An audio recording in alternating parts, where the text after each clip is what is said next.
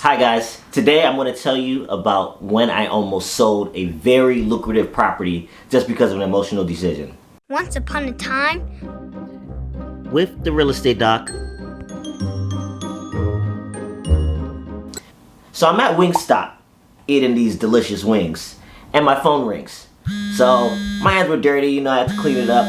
And then when I picked up my phone, the person already hung up. It's like, oh, that's weird. Then the phone rang again. It's like, okay, let me answer it. So with my messy hands, I was like, okay, this must be important. Let me answer the phone. How come you're not answering your phone? This is your property. Sorry, why are you yelling It at... doesn't matter. I'm calling you. You answer your phone. Okay, what's the problem? Get over here, now. Alright, so at that point, I had to run over to my property. And mind you, I live all the way across town in Washington, D.C., and my apartment, I'm never over there, but luckily I was already eating over there. So I was about 2 minutes away. I pull up and there was fire trucks all over my property. And I was like, what the heck is going on? So I run up to the unit where my tenant was, and my tenant's son was in the bathroom, and there was water gushing out of the shower, and he was catching it with a bucket. So at this point, I was probably there for about 2 minutes before the water finally shuts off.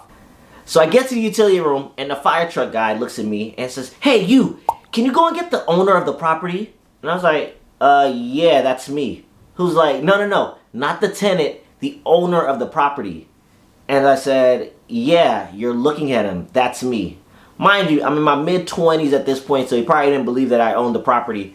So he kind of just looked me up and down. It's like, all right, do you have the key so I can turn off the water for the unit? I was like, okay, yeah. So I turn off the water, and another tenant's mom, who I've never met before, just approaches me.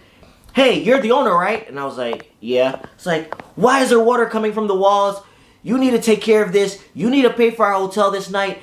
All these things. And I said, ma'am, calm down. And I'm going to give you a little context. This tenant that's yelling at me, the mom, he has not paid his rent in like 3 months. So, legal purposes, I can't just say, hey, your son hasn't even paid rent. I've been covering him to pay for this place he's living in. But you can't do that. Now, at this point, I look over to my right, and the son of the mom who yelled at me on the phone was now on a gurney getting put into an ambulance. So I run over there, was like, hey, what's going on?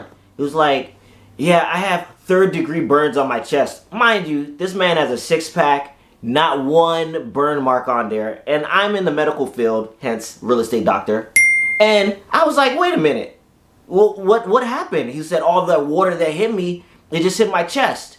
At this point, I already knew what was coming. I knew he was trying to prepare for a lawsuit, so I said, oh, okay. I showed him my sympathy. I told him, okay, let me know what goes on in the hospital, but I immediately took pictures of his chest. Third-degree burns. I worked in the burn unit. He didn't have any third-degree burns. Everything was hitting the fan. I had moms yelling at me. I had ambulance people taking people to the hospital. I didn't know what to do at this point. So after everything was said and done, I called my sister. I was like, look, I do not want to have this property anymore. And so at that point, I really wanted to just get rid of it. I was a desperate seller. My sister got a property manager at that point. She took care of the tenants. Mind you, my sister's a lot nicer and more soft-spoken than I am. Everything started falling into place. We had the tenants that weren't paying moved out. Everybody was paying, and we were getting thousands of dollars in terms of rental income on top of everything else to cover the mortgage. Fast forward 4 years later, our property that we bought is worth $250,000 more, as they built a casino that's near there. And all because I want to make an emotional decision because of what happened that night. But it was a very emotional night, and I really didn't want to deal with that house. I almost didn't even want to do real estate anymore just after that night. But because I stuck with it and I learned from my mistakes, I wanted to share with you guys and make sure that just because you have a bad day or, even a bad week or a month, don't make an emotional decision, because I could have lost out on hundreds of thousands of dollars and tens of thousands of dollars of income just because of that one bad night that almost changed my life.